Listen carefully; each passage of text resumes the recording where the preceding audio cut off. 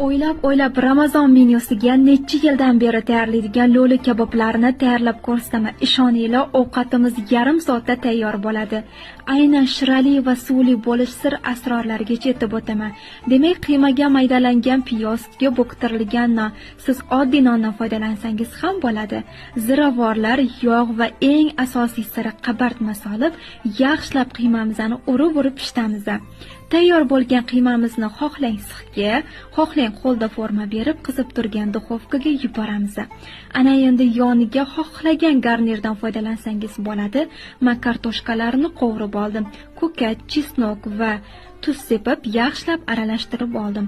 Ovqatimizni 15 daqiqadan keyin bitta o'girib pishirib olsak bo'ldi. Qizlar, dasturxonlarni tuzatsangiz ham bo'ladi. Uksus solingan piyozlar bilan lavashni ichiga solib bitta yeb ko'ringlar qizlar, shunaqa yeyishli bo'ladi.